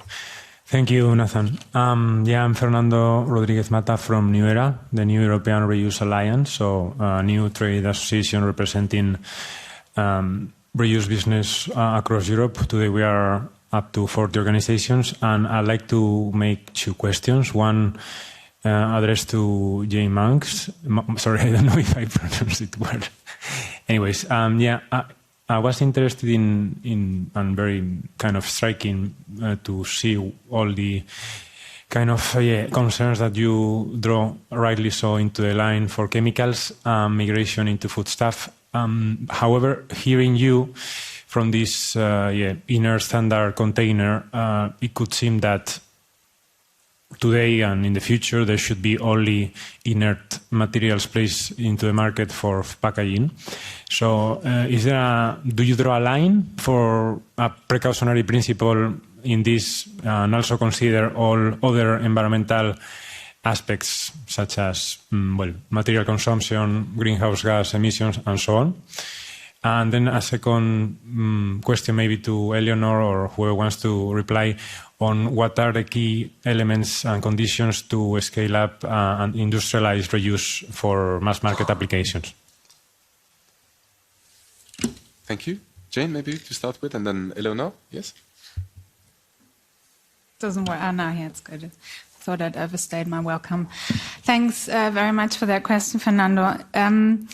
Yes, you're absolutely right. I think the last thing we want is to shift to a new system for packaging food that has rebound effects. So I think we need to absolutely have a very holistic, complete picture of all the issues associated with the packaging materials, but also, let's make that a big picture view. Let's also look at the way we produce and consume foods. Because I believe that it actually isn't just an issue of materials. This is about business models. And certain business models lend themselves to more sustainable practices, including the way that foods and beverages are packaged. And some business models will not be aligned with what we consider sustainable and health and environmentally friendly. Having said that, we have a tool that looks at food containers, foodware and beverage containers for the sort of takeaway food, cafeteria, restaurant services called the Understanding Packaging Scorecard. This is a tool that's been developed together with multiple different stakeholders, people from industry, food service providers, academics, NGOs, and so on. And we look at 6 impact categories in this tool. It's obviously not everything, but it's a start. So we do look at CO2 impact, CO2 emissions, fresh water use, plastic pollution. We also look at the chemicals. We look at the raw materials that are used, the sustainable sourcing, and the end-of-life situation. And obviously, this is all very complicated, but it's a first attempt. I'm also happy to say that Zero Waste Europe is a partner in this project, as is Sodexo, as is Compass Group. Several large companies are partners here. And we would be happy to see this tool also be used, for example, for policy making, and happy to expand it. Thanks. Thank you, Jane, for mentioning the EUP scorecard. Eleanor, yes, for the second question. Yes, thank you, Fernando. Yeah, I wanted to react that indeed what we need to industrialize is first a regulation push. As I'm French, so in France we have a very ambitious French regulation on reuse, and we really need to standardize and have this ambition at the European level to make the industrial all over the supply chain try.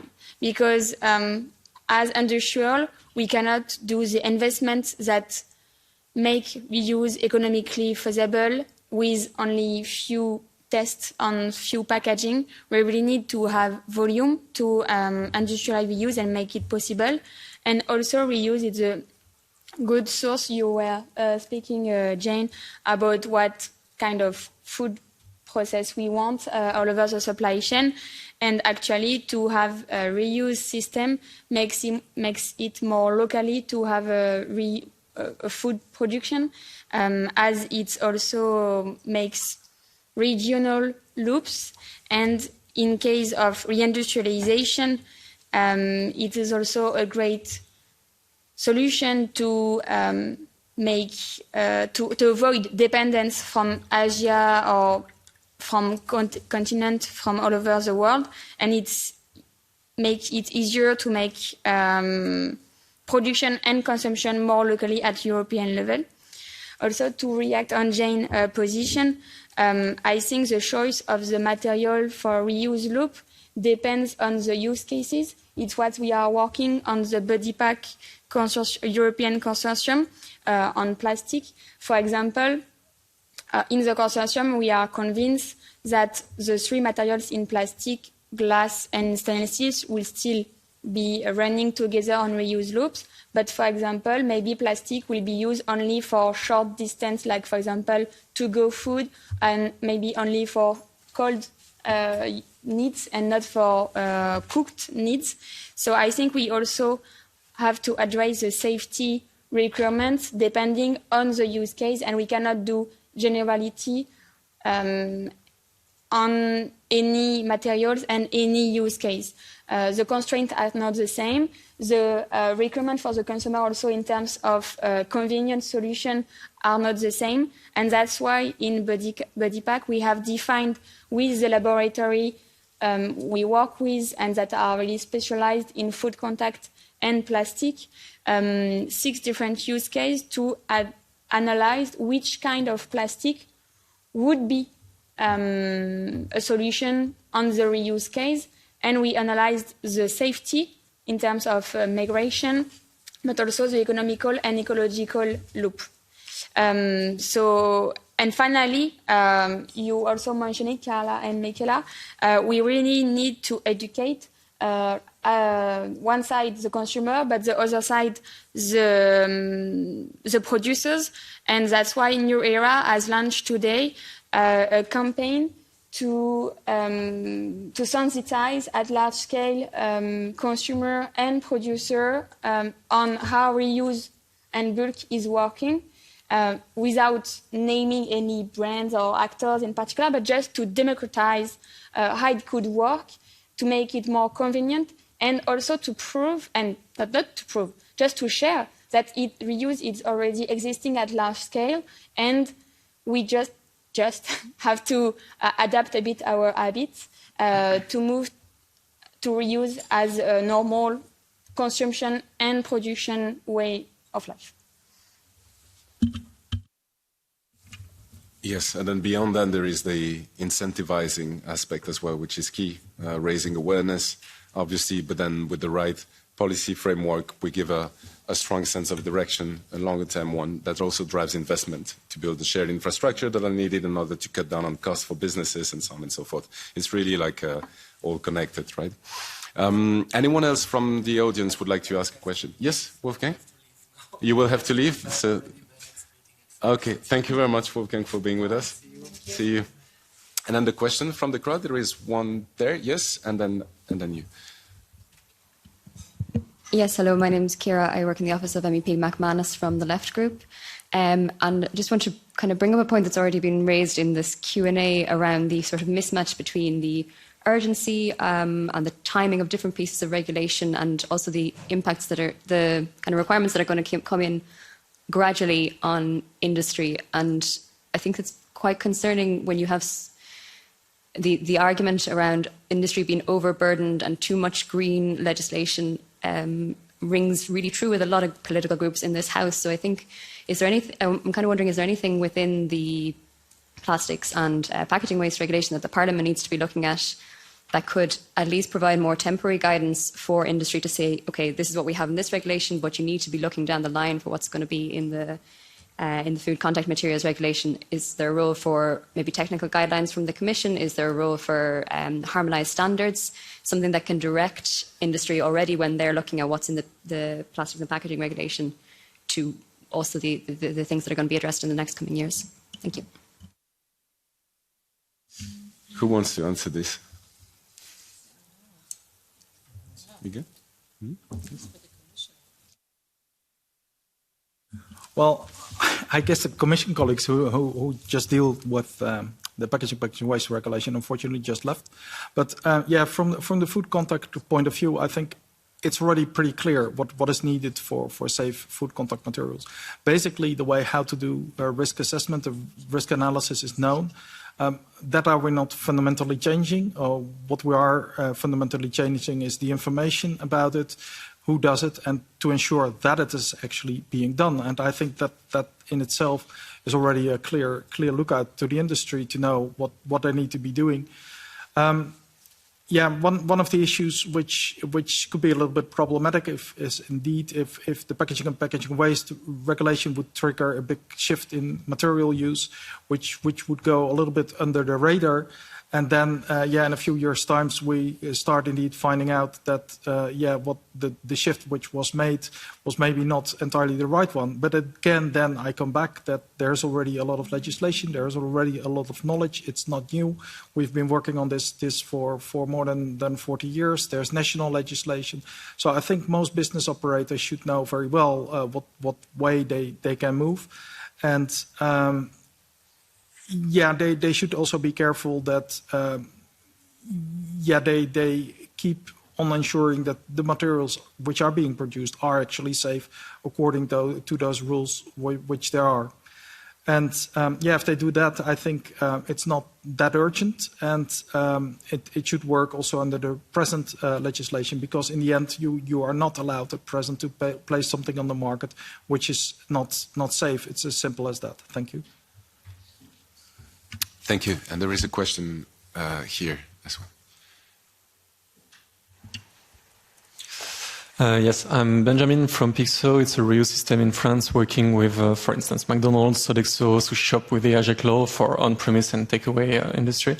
I was quite puzzled by what you said, Jane. Actually, I was looking for this data a long time ago, and I'm glad to find them there. But I pride myself of having a clear vision of how reuse should work in the near future and how we could achieve 100% reuse. And now I don't see it anymore. So thank you for that. But my question is, we won't change the business model, I guess, of fast food industry and retailers industry in the near future to allow them to use glass containers and maybe stainless steel containers. So do we have a way to mitigate the risk of migration and the use of plastics for reusable containers with, for instance, traceability of the containers that could maybe avoid having bad contacts of these containers along the way. I'm seeking a way to mitigate the risk and then to have something feasible in terms of reuse goals with the current models, even if I guess at some point they should change. So yes, Jane, that's for you again. Thank you so much. Sorry to destroy your illusions. So I think Eleonore made a very good point. You know, there are some use cases where it's probably okay to use plastics. You know, the migration always is highest if you have high temperatures. So that is when you fill something into the container, or if you heat it in the container, or if it stands in the sunlight, it heats up and so on. So that's a principle which leads, to higher migration. Long storage time also can lead to high migration, especially if you have high surface area, like, you know, with flour or polenta or things like that. You have high surface area of the food. Acidity and fat content of the foodstuff leads to high migration. So acidity, you know, a Coke, for example, lemonade is an acidic foodstuff, tomato sauce, increased migration to expected in those cases. And fat content, starting with 25% fat content, you get almost all fat-soluble chemicals that will transfer into the food. So I think if you avoid those cases, apricots, lettuce, things like that, sure. You can probably use plastic safely. And also, just a quick heads up, we are working on incorporating these risk factors into the UP scorecard right now.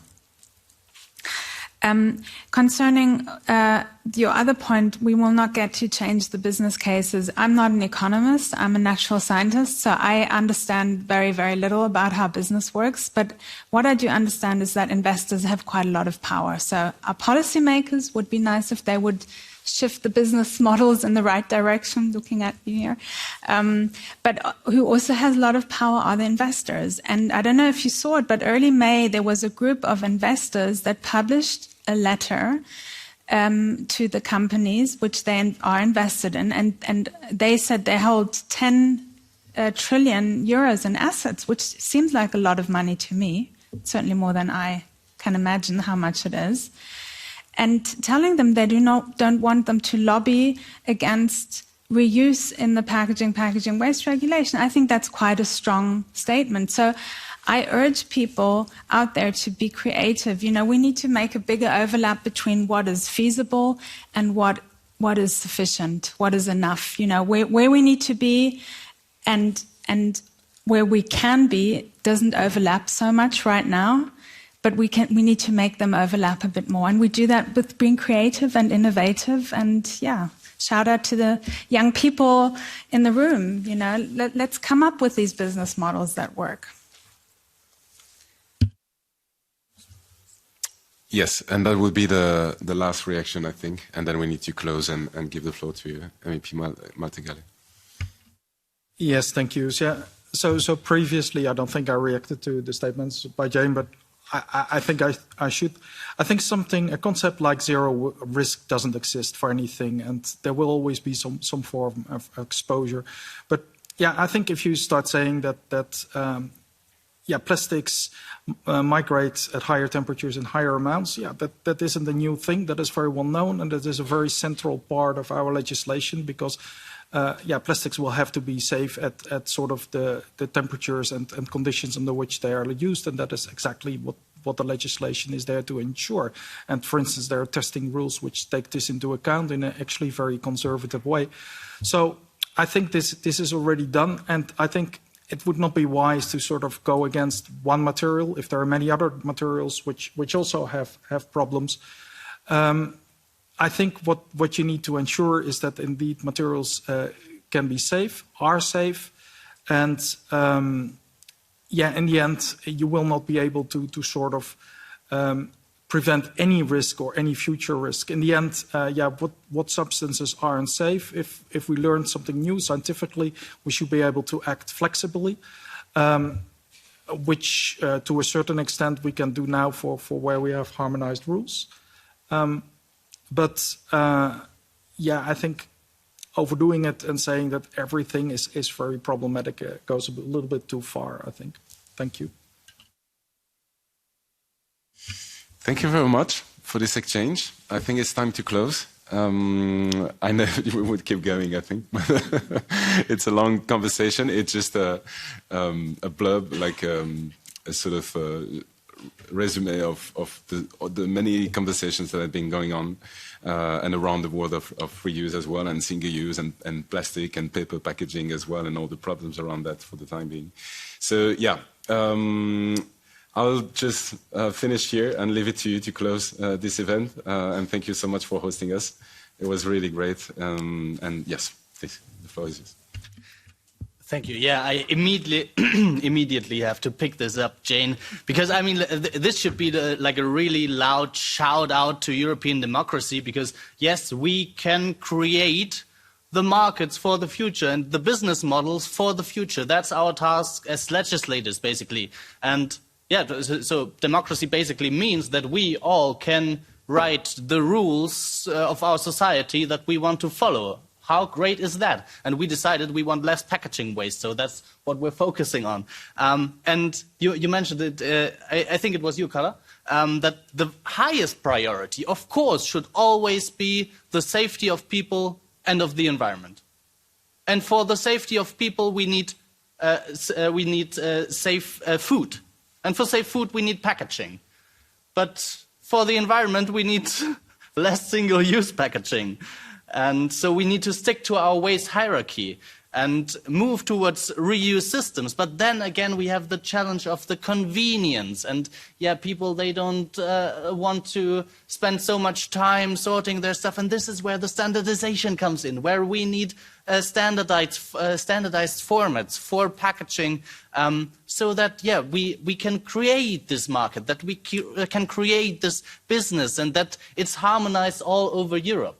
And I think this is such a huge chance that we're looking at the moment. But if we look then back, okay, what do we want to standardize? And I really, I was not aware that so many pollutants can really migrate from plastics. So should we standardize plastic packaging? I think no. We should move to exactly these inert materials that we have been talking about now today. To have standardized packaging in inert materials, to make this the standard. Of course, I mean, there are always cases for deviation from this. But if we get there, I think this is also a model that could work worldwide, since the problems that we are facing here regarding plastic waste, they are even far worse in other places in the world. And also all the products that we are exporting, they end up in the environment somewhere else where they have no collection systems. So big tasks for all of us. We have a huge window of opportunity, and I think a really, really motivated crowd to push for good solutions in the PPWR. Thank you for everybody for joining us today, also online. And yeah, let's keep up the fight and protect human health and the environment.